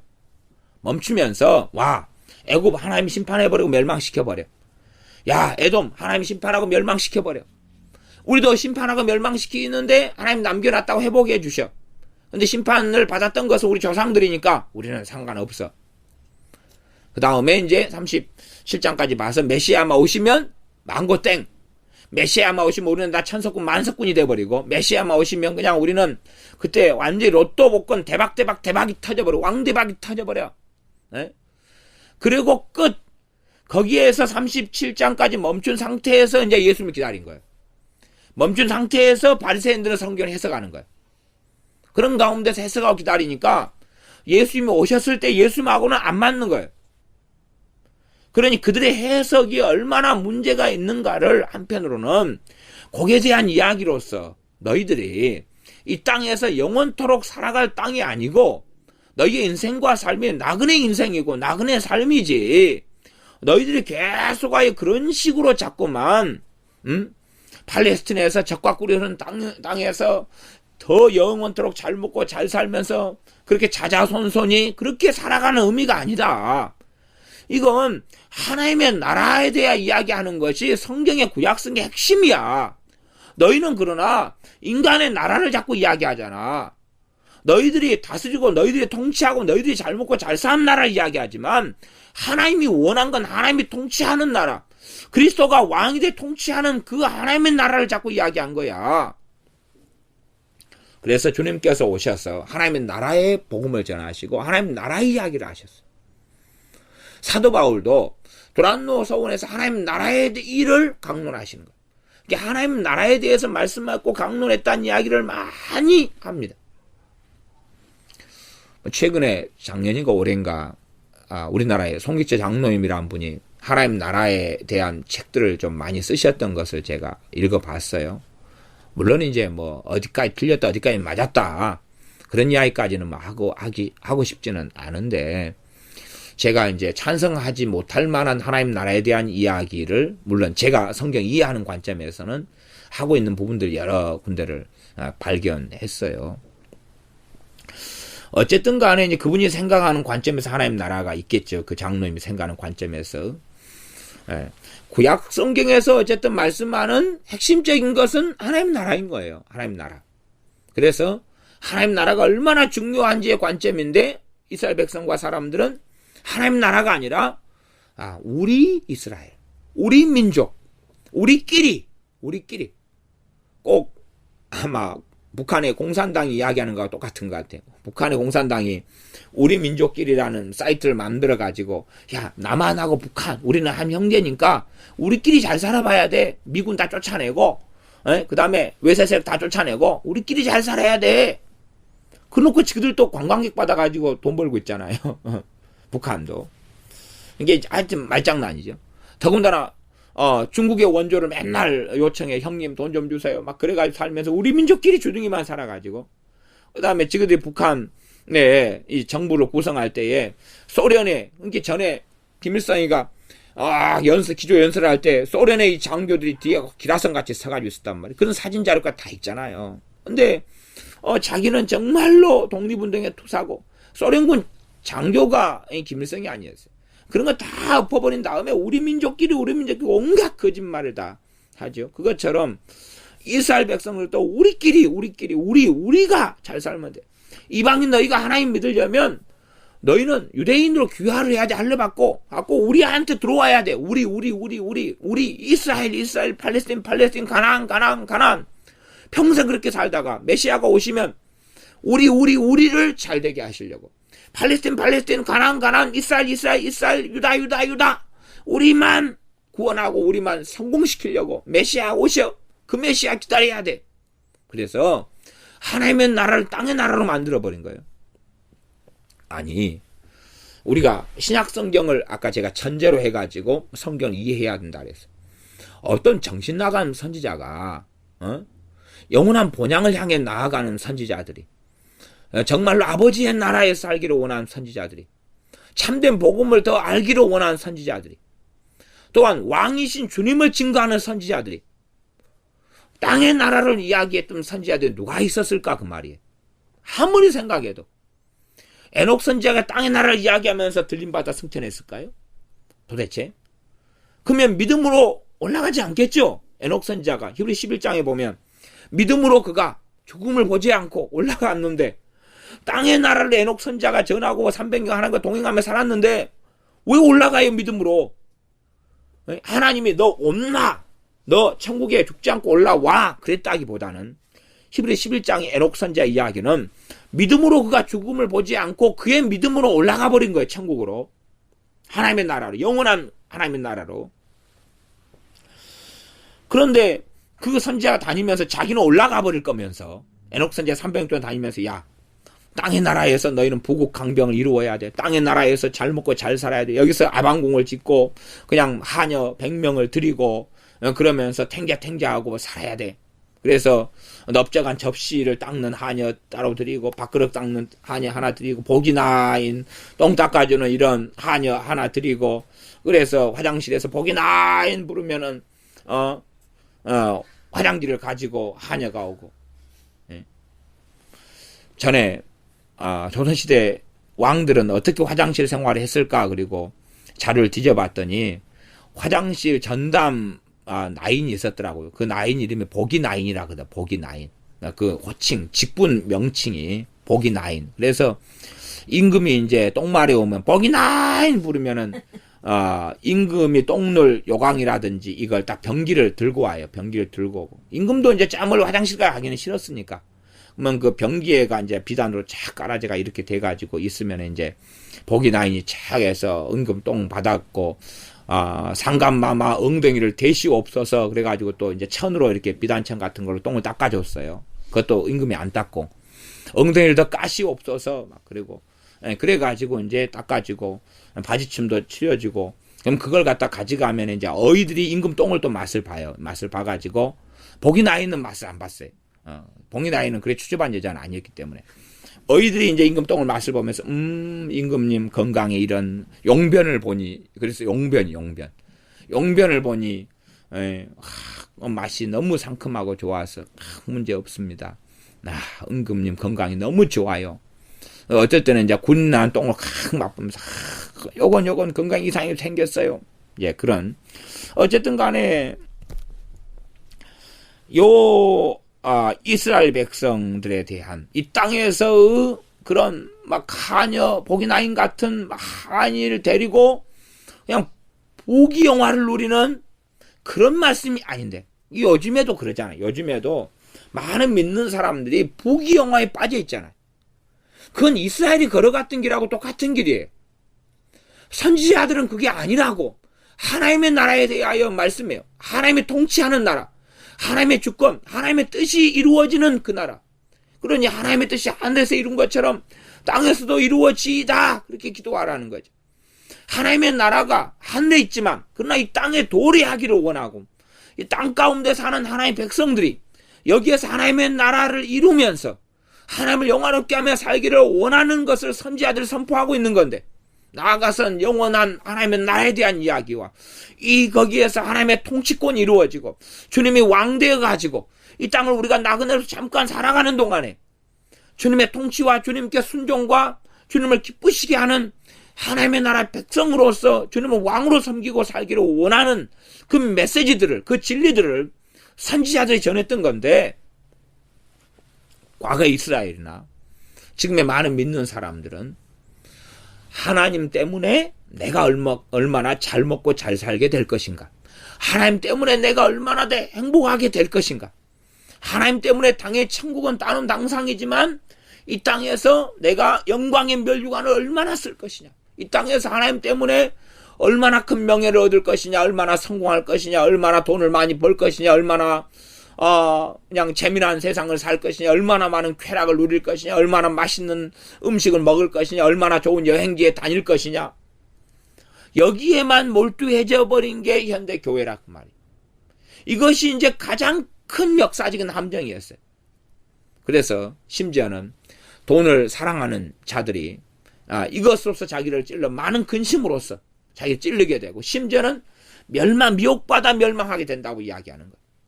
한순간에 부하게 하는 자들은, 부하려고 하는 사람들은 환란이 있을 것이다.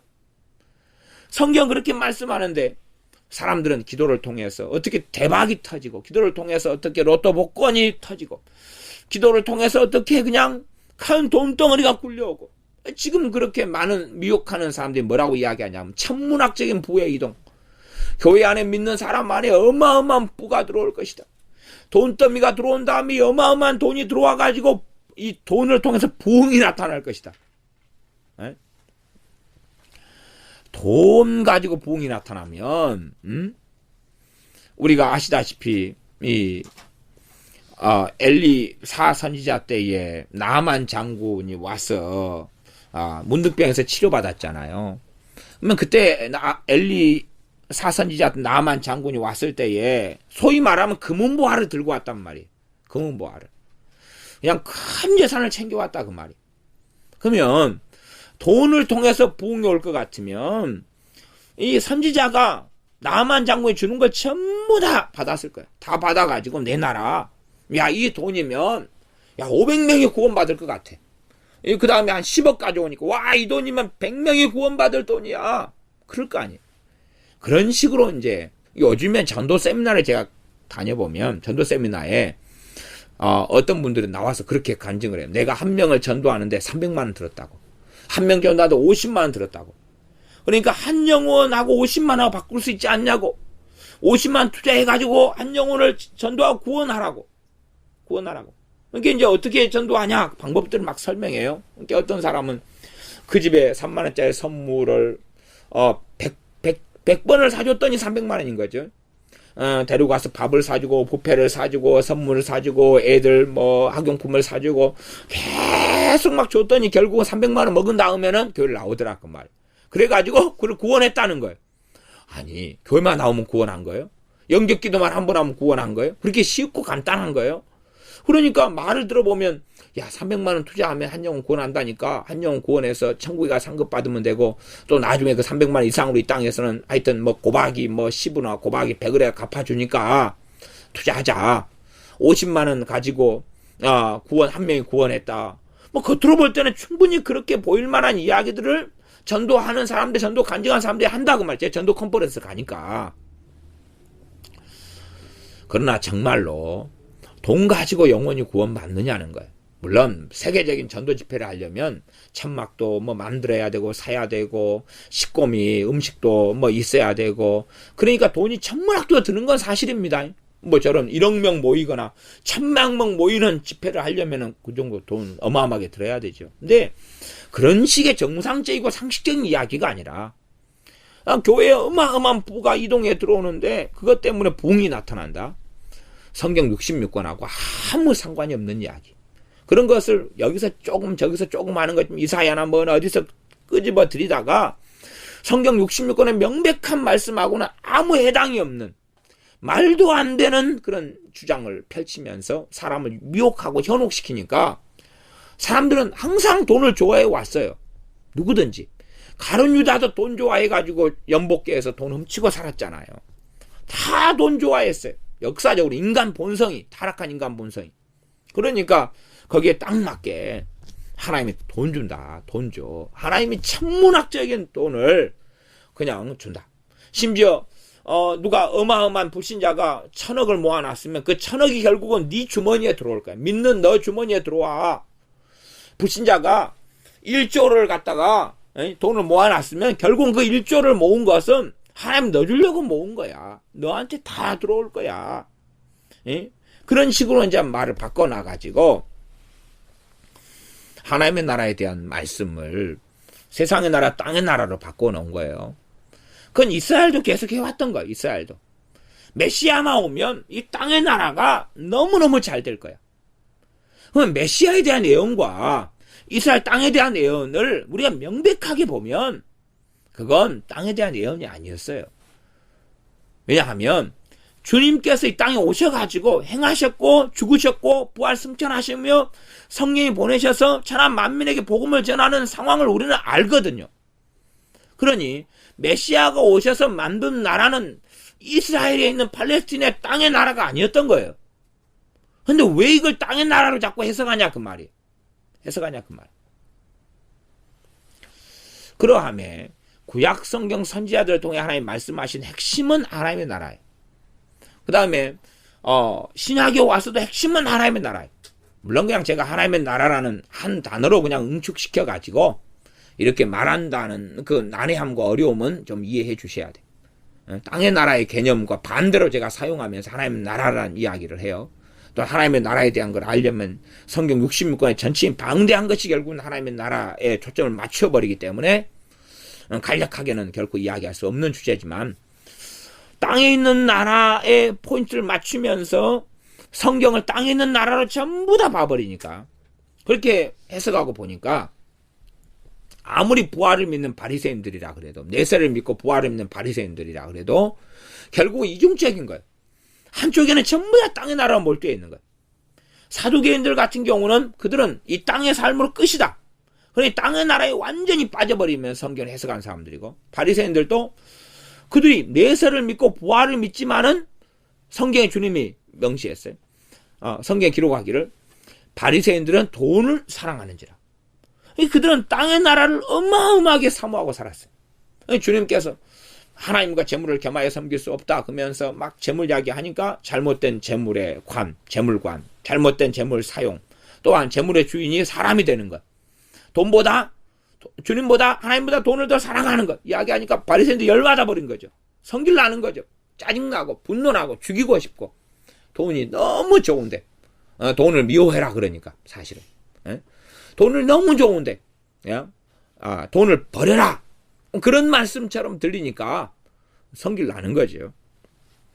그래서 주님이 오셨을 때에 이 땅의 나라의 가치관을 가진 사람들은 하나님의 나라와 이게 소통하기가 어려웠어요. 천국은 침노하는 자가 빼앗느니라. 천국도 하나님의 나라에 대한 것, 나아가서 영원한 천국에 대한 것, 이게 함께 중의적으로 섞여 있는 이야기인데 이 하나님의 나라로 믿음을 통하여 침략해 들어가야 되는데 땅의 나라 속에서만 거하니 어떻게 이것을 이해할 수 있느냐는 거지요.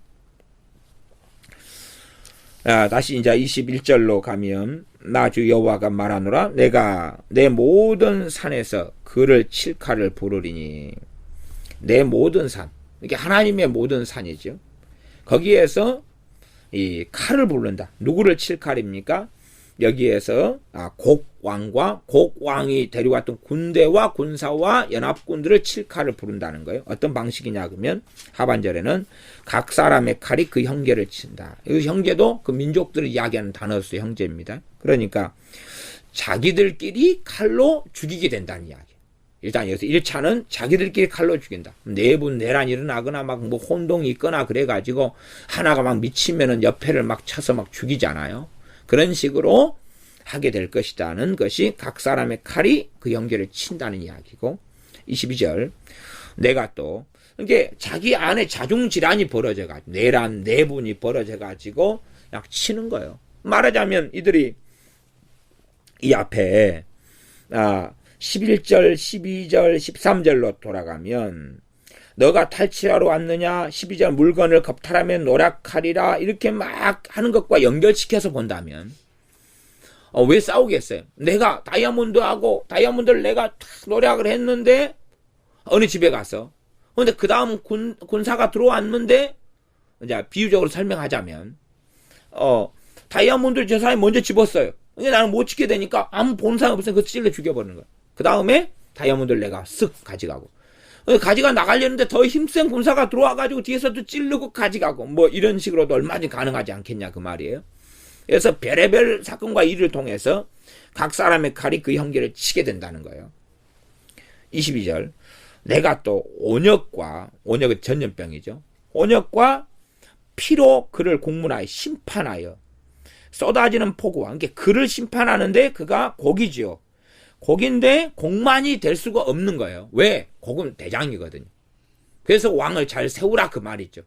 왕이 잘못되면 그 왕의 백성들도 다 같이 잘못돼 가는 거고 왕이 바르게 서면 백성들도 바르게 설 가능성은 많이 가지게 되는. 근다고 바르게 되는 건 아니고요. 각 사람의 문제니까. 그러나 그럼에도 왕이 바르게 서면 법률을 바르게 할 것이고 법을 잘 사용해서 백성들의 이 죄악을 최대한 제재할 거고 그렇게 될 거 아니겠어요? 그를 공문하여 그는 곡이죠. 곡왕 공문하여 쏟아지는 폭우. 이게 폭우가 어떻게 쏟아져야지 사람을 죽일 수 있냐 심판할 수 있냐 홍수처럼 그냥 쏟아지는 거겠죠.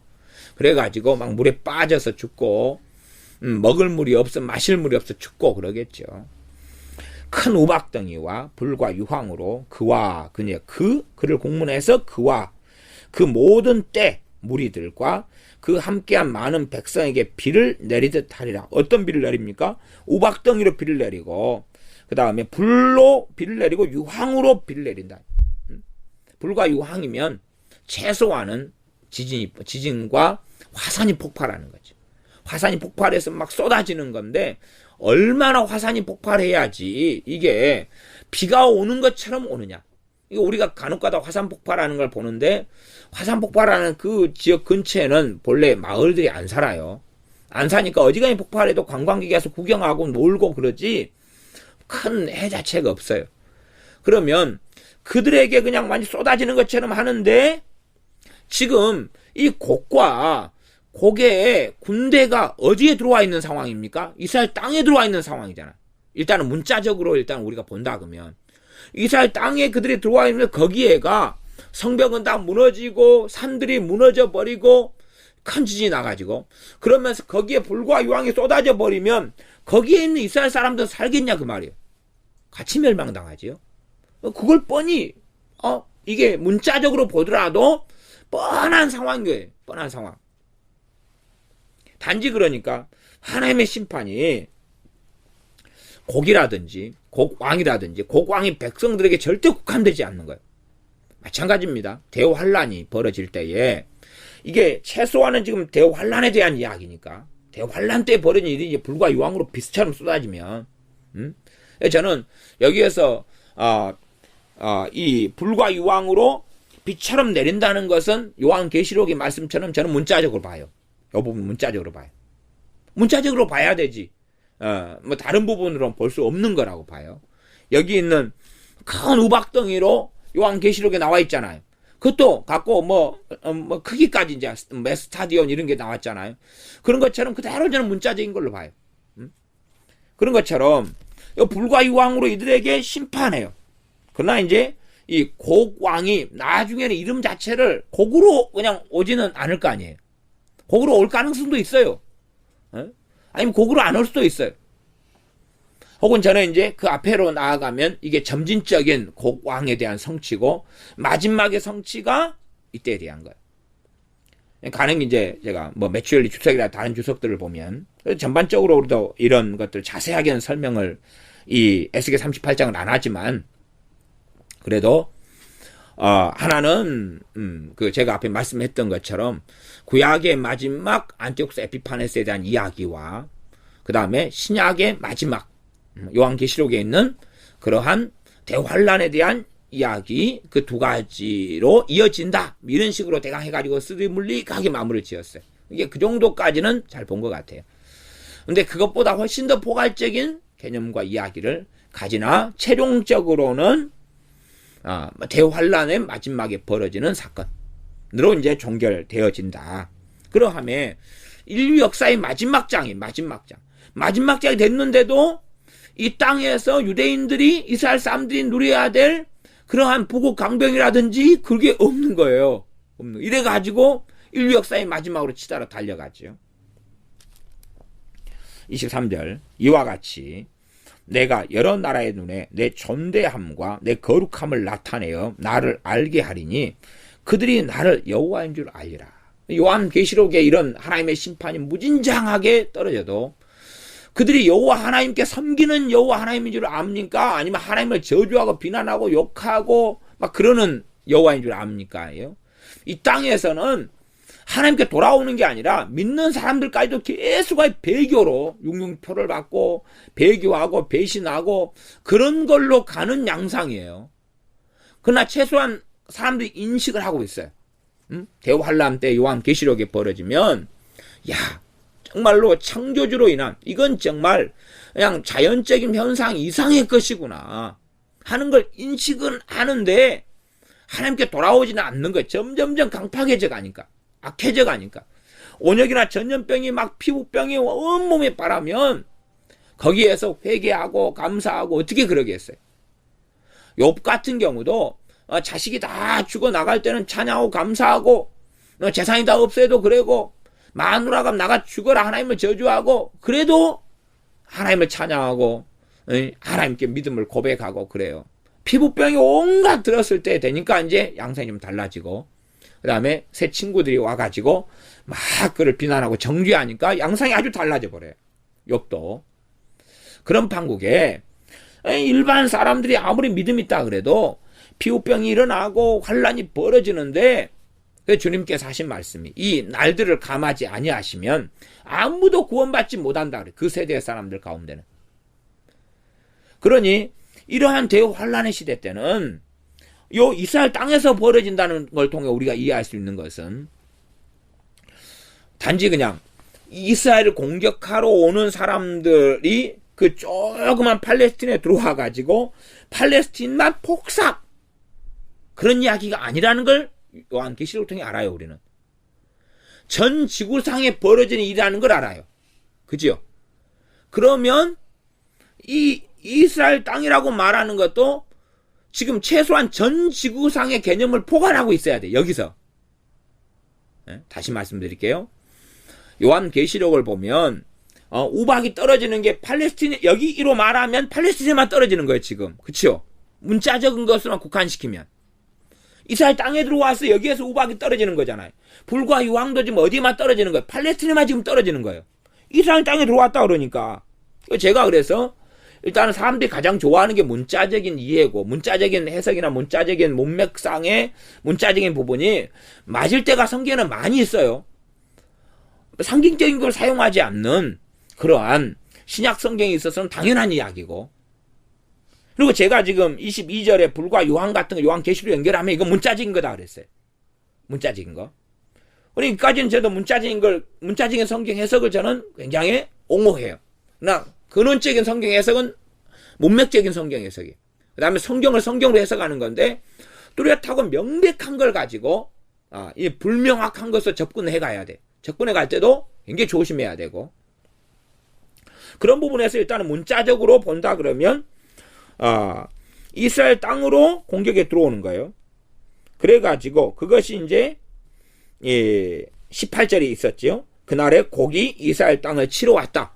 그러니까 많은 사람들이 이것을 문자적인 것으로 보면서 여기에서 끝내버려요. 여기에서 그렇다. 그래서 이스라엘과 세계 3차 대전을 아랍과 일어나거나 아니면 러시아 군대가 쳐들어 와서 이스라엘과 결국은 붙게 될 것이다. 이 정도로 해가지고 여기에서 소설 써버려요. 그러니까 그런 소설을 쓰지 말고 최소한은 성경의 그 다음 문맥과 그 다음 구절들까지도 다 파악한 다음에 소설 쓰려면 써라. 그래야지 그 소설이 최대한 성경하고 안 어그러질 테니까.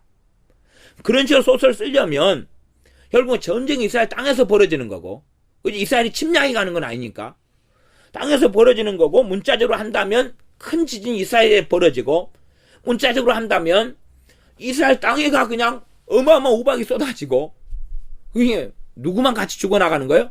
함께 죽어나가는 거예요. 함께 이스라엘 사람하고 그리고 공격하러 온 고광하고 고광의 무리들하고 함께 그것서 말하자면 자폭도 아니고 뭣도 아니고 그냥 함께 그것서 초토화가 팔레스틴이 돼버리는 거예요. 불과 유황도 어디만 떨어지는 거예요. 그러니까 어떤 면에서는 복받은 사람, 요 식으로 한다면 복받은 사람은 고광과 고광의 패거리에 가담하지 않고 그냥 쫓아가지 않고 여기에 있는 사람들. 그럼 여기는 불과 유황이 없을 거 아니에요. 그럼 마지막 때에 대한 요한계시록이 말씀하고 안 맞아요. 일단 여기서부터. 왜? 여기는 평안하니까. 불과 유황은 팔레스틴 이스라엘 땅에만 떨어지니까. 큰 지진이 거기만 나니까. 그런 의미에서 다시 20절로 돌아가면 이제 20절 보면 중간에 땅에 기는 모든 벌레와 들의 짐승들과 여기서 땅에 기는 모든 벌레, 지면에 있는 모든 사람. 그럴 때 지금 이스라엘 땅에 대한 이야기를 했지만은 땅에 기는 모든 벌레가 정말로 지구상에 있는 모든 벌레에 대한 이야기, 땅에 있는 모든 사람이 지구상에 있는 모든 사람에 대한 이야기가 이게 맞겠구나로 다시 개연성에서 돌아와야 되는 거예요. 돌아와요. 그 다음에 앞으로 가면 절대 뒤엔 이야기를 통해 볼 때는 18절에 나주 여호와가 그날에 곡이 이스라엘 땅을 치러 오면 이것을 이스라엘 땅이라는 문자적인 걸로 볼 수 있어요. 그까지는 가능성이 있어요. 그러나 큰 지진이 벌어지고 막 했을 때에 이런 때가 벌어지는 상황은 벌어지지만 큰 지진이나 혹은 불과 유황이 쏟아지는 것은 전 지구적인 일이다 는 것을 알아야 돼요.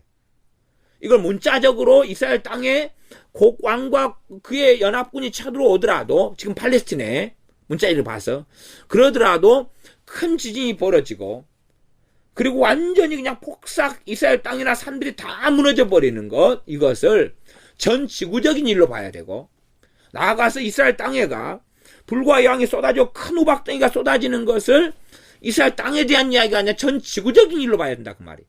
그러면 이스라엘 땅에 쳐들어올다 그럴 때 이스라엘이라는 개념이나 이야기 자체를 문자적인 의미는 문자적인 지금의 육적인 이스라엘, 아브라함의 혈통적인 후손 이스라엘을 포함할 수 있으나 반드시 영적 이스라엘과 하나님 백성, 믿는 신자, 예수님을 통해 하나님의 자녀가 된 하나님 백성에 대한 이야기를 포함하지 않으면 절대 말이 안 되는 거예요. 그리고 환란도 반드시 신자와 불신자죠. 신자와 불신자. 이제 이원화돼서 이야기한다면 신자와 불신자. 불신자의 세력의 핵심은 고기고 신자의 세력의 중심은 없어요. 이 신자와 불신자가 함께 이 지구상에 사는 모든 사람의 심판받는 그때가 요한계시록의 때예요. 그것을 지금 다시금 말씀하고 있는 거예요. 그걸 말씀하고 있는 거예요. 그래서 성경에서는 하나님의 심판에 대한 점진적인 심판을 계속 말씀해 오셔요. 당시의 사람들이 살고 있는 시대에 대한 심판, 시대의 나라와 민족에 대한 심판, 심지어 개인에 대한 심판, 그다음에 그 다음 세대에 대한 임할 심판, 그 다음 세대에 임할 심판, 100년 뒤에 임할 심판, 20년 뒤에 임할 심판, 그러면서 최종적인 심판을 계속하여 선지자를 통해 말씀하셔요. 여호와의 날을 이야기하는데 여호와의 날이 점진적으로는 그 당시에 대한 임한 여호와의 심판, 그 다음 세대의 여호와의 심판, 200년 뒤에 여호와의 심판. 그러나 최종적인 여호와의 날에 대한 이야기로 계속 다시 중첩하면서 포커스를 맞춰버립니다. 어떤 면에서는 요즘 아이들은 시험이 좀씩 많아지는 것 같아요. 이제 우리 옛날 때는 저는 이 고등학교를 다닐 때다 그러면은 주마다 시험을 봤어요. 주마다 심하죠. 옛날은 월말고사, 그 다음에 중간고사, 기말고사 막 그렇게 있다가 그다음 주간고사를 봤어요. 주간고사, 그다음에 월말고사 시험에 치여가지고 살아요. 그 다음에 이제 제가 다녔던 고등학교는 이게 아주 그냥 공부를 그냥 골치 아프게 시킨 학교여가지고 그때 제가 다니는 고등학교가 우리 대한민국에서 10위권에 들었어요. 10위권. 고등학교 모든 고등학교를 할 때 12, 12위 막 그렇게 전국 시험을 함께 보면 평가를 보면 그러니까 이제 그 성적을 나오게 하려고 매일 시험을 봤어요. 매일 시험을. 그래가지고 시험이 완전히 그냥 환장하겠네요. 너무 시험이 많은 거예요. 자고 일어나서 아침에 학교 가고 학교 끝날 때 시험을 봐요. 끝날 때. 그러니까 어떻게 시험 보냐 그러면 밤에 9시 반에 시험을 봐요. 9시 반에 시험 봐가지고 성적을 매겨요. 그때 시험은 이제 무작위로 대표를 뽑아가지고 교무실에 불러가지고 다 시험을 보게 해가지고 거기에서 이제 후반전에 있는 반들은 밤 11시까지 남아 공부하고 통과한 반들은 10시까지로 해가지고 하교를 시키는 거예요.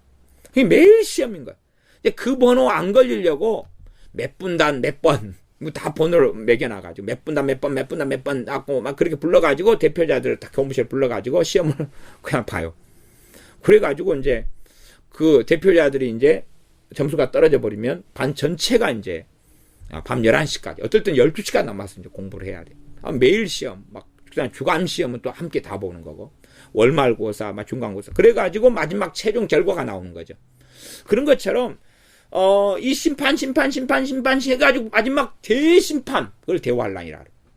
그러니까 환란 해가지고 대환란으로 마지막 마무리. 그렇게 가는 성경의 여호와의 날에 대한 개념을 계속하여 사용하고 있으니까 지금 여호와의 날의 핵심은 결국은 핵심 주인공 중에 하나가 누가 등장하냐면 고기인 거예요. 그럼 우리가 요한계시록의 핵심 주인공이 누구였어요? 짐승이고 적그리스도였어요. 적그리스도예요. 그러니까 요 17절로 다시 돌아가면 내가 옛적에 내 종 이스라엘 선지자들을 빙자하여 말한 사람이 너가 아니냐는 거예요. 그러면 여호와의 날 핵심적인 인물이 등장하는 거예요. 적그리스도의 세력이죠. 적그리스도고. 근데 그렇게 해가지고 쭉 흘러가니까 이것이 어떻게 요한계시록하고 연결되는지. 그 다음에 다니엘에서도 이 적그리스도에 대한 이야기가 나왔죠. 계속 평화의 언약 이야기도 나오고 7년 언약, 이제 한때의 언약을 맺고 7년의 언약이죠. 이런 거 이야기도 계속 나왔던 것을 다니엘 강의를 통해 제가 말씀드렸습니다. 그래가지고 결국은 22절에 불과 유황 큰 우박덩이와 쏟아지는 폭우로서 22절 곡과 그 다음에 곡의 모든 때와 무리들과 그와 함께한 백성에게 비 내리듯 하리라. 그렇게 했으나 그 지역에 내리는 것이니까 이걸 완전히 불과 유황을 상징적으로 봐버린다면 이스라엘은 피할 거다라고 말할 수 있겠지만, 그러나 상징적으로 안 본다면 어디에 내리는데 누구는 피하고 아예 그냥 골라서 그냥 이스라엘 사람 유대인은 여기 옆에 서 있고 10cm 옆에 이 고강의 군대가 칼 들고 죽이려는데 우박들에가 그 사람만 때려 죽여버리고 유황이 떨어지는데 옆에 떨어졌는데 이스라엘 사람은 하나도 안 뜨겁고 그런 일이 벌어지는 건 말도 안 되겠죠? 그런 일은 절대 말 안 되는 이야기입니다. 그래서 가능성이 있는 해석이 있고 말도 안 되는 해석이 있는 거예요. 뻔하게 문맥적으로 보면 말도 안 되는 해석이 있고. 그러니 지금 현재 여기 22절을 이스라엘 사람은 면제하고 그 다음에 이들만 내린다. 그래가지고 말도 안 되는 해석하려면 이제 이스라엘 공격이 올 때 모든 이스라엘 사람이 다 휴거돼 버려야 돼. 그러면 이제 면제가 되겠죠. 이게 정말 이제 전혀 말도 안 되는 종말론이 하나 튀어나와 볼 수 있는 거예요. 이래서 사입이나 사입 2단까지는 아니지만은 성경을 가지고 미혹은 얼마든지 될 수 있는 거예요. 이런 부분을 가지고. 그러니까 이런 부분을 난해한 부분으로 삼고 조심히 접근해야 돼. 조심히. 시한폭탄 다루고 지뢰를 다루고 폭약을 다루는 것처럼 조심히 이렇게 다루고 해야 돼. 그러나 이런 것을 다른 기반도 기초도 없이 함부로 다루면 안 돼요. 제가 군대 가가지고 군대에서 훈련소에서 일반 훈련을 총 쏘고 막 유격 훈련하고 총검술하고 화성방 훈련하고 이런 것을 몇 주를 한 다음에 한 6주인가 몇 주인가 뭐 한 다음에 너무 이제 옛날 이야기니까 그 다음에 이제 밤에 기차를 타고 부대로 이동했는데 제가 간 것은 제가 배치받은 부대가 아니라 다시금 재훈련 2차 훈련 학교로 갔어요. 그게 김해에 있는 공병학교였는데 거기에서 제가 폭탄병이 돼서 폭탄병을 전공으로 받아가지고 폭약을 터뜨리는 것을 2달간 8주를 있으면서 훈련을 받았어요. 왜냐하면 폭탄을 조제하고 폭탄을 만들고 폭탄을 설치하고 폭탄을 터뜨리고 하는 걸 하려니까 이게 그냥은 안 되거든요. 그냥은 안 되니까 8주 동안 계속 교보제를 가지고 연습하고 훈련하고 진짜 폭탄을 터뜨리고 그런 것을 8주 동안 한 다음에 이제 그 다음에 그 한 병사를 훈련을 시켜가지고 그래가지고 이제 남은 군대 복무 기간을 근무할 부대로 보냈거든요. 또 밤에 또 기차를 타고 갔던가 뭐 어떻게 갔든 기억이 잘 안 나는데 그렇게 갔던 것 같아요. 그런 것처럼 정말 그냥 아무거나 그냥 삽질할 때는 아무나 하면 되는 거예요. 삽질할 기초가 필요 없는 거예요. 그러나 폭약이나 지뢰 같은 걸 다루려면 이거 철저하게 훈련을 시키고 교육이 돼야 되는 거예요. 그래가지고 다루는 것처럼 이렇게 어려운 본문들은 뭐 훈련이라고 말하면 이상하지만은 정말 많은 성경의 기초가 쌓여져야지만이 그 본문을 그 다음에 조심하게 다룰 수 있는 거예요. 그러나 그런 거 없이 그냥 계시를 받았네, 음성을 들었네, 아니면은 나는 마음대로 해석할 수 있네, 성령님께서 깨닫게 해주셨네 등등을 한다면 상당히 잘못된 길로 걸어가게 되고 말씀에 미혹이 많아진다는 주님의 말씀의 성취를 유감스럽게 그런 사람을 통하여 그냥 말씀이 이루어지는 걸 볼 수밖에 없는 거죠. 23절 이와 같이 내가 여러 나라의 눈에 내 존대함과 내 거룩함을 나타내어 나를 알게 하리니 그들이 나를 여호와인 줄 알리라. 요한계시록의 사람들이 얼마나 하나님을 두려워하는지 그러면서 막 죽게 해달라고 막 부르짖고 기도하는 것까지 나와요. 죽게 해달라고, 빨리 죽게 해달라고. 왜? 하나님의 심판 중에 하나가 뭐냐 그러면 죽으려 해도 절대 죽을 수 없는 시간들을 주거든요. 가장 비참함을 통과하게 하면서 정말 죽고자 하지만 죽지 못하게 만들어요. 그러니 얼마나 무서운 공의의 말씀이 내 존대함과 내 거룩함을 나타낸다는 거예요. 대환란이라는 건 뭡니까? 죄에 대한 하나님의 심판이고 형벌이에요. 그러니 그게 거룩함을 나타내는 거예요.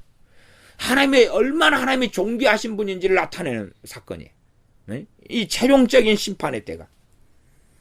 그래서 하나님을 알게 한다는 것이 어떨 때는 그냥 소수의 본문에서는 부흥이 나타나고 회개가 일어나고 주님을 알게 되는 부분으로 사용됐지만 다수의 대부분의 그들이 나를 여호와인 줄 알리라는 지옥에서 음부에서 또한 극심한 환란 속에 고통하면서 회개하면서가 아니라 그러면서 하나님을 원망하고 저주하면서 알게 되는 그런 대로 사용되면서 하나님의 공의와 하나님의 진노와 하나님의 정의가 나타나서 심판하실 때 대대한 말씀으로 사용되었습니다. 기도하겠습니다.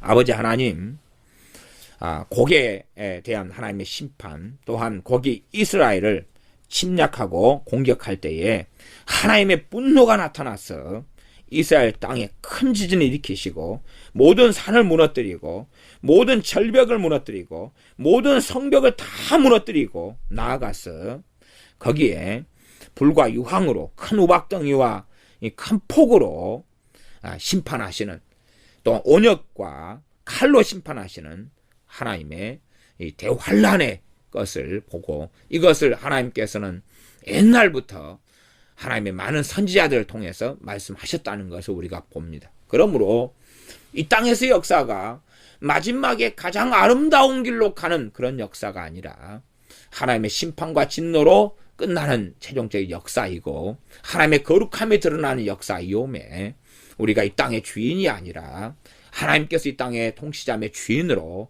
우리가 섬기고 사는 것을 자각하게 하여 주시옵소서. 끊임없이 인본주의와 사람 중심주의와 사람 존중주의로 가는 잘못된 것이 아니라 마땅히 하나님을 존중히 여기고 하나님을 귀히 여기며 하나님을 경외하며 하나님을 섬기며 역사의 주관자가 하나님이시며 마침내 하나님의 거룩함이 드러날 것이 오매 우리가 이 짧은 인생을 살아가면서라도 하나님께서 여호와의 진노의 날이 있으며 여호와의 심판이 있다는 것을 이런 말씀들을 통하여 자각하고 깨달아 두렵고 떨림으로 하나님 앞에 서게 하여 주시옵소서. 로마서의 말씀을 통하여 하나님께서 원가지들도 아끼지 아니하셨은즉 하물며 너희일까 보냐 라는 경고를 믿는 사람들에게, 믿음으로 의롭다함을 얻는 사람들에게 하셨을진데 우리가 또한 그런 경고를 받아야 마땅한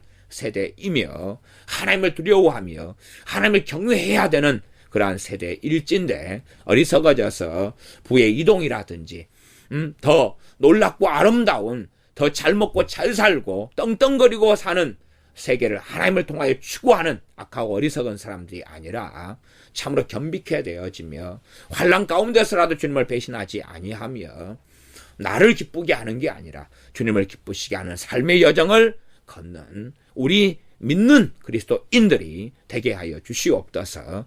예수님의 이름으로 기도하옵나이다. 아멘.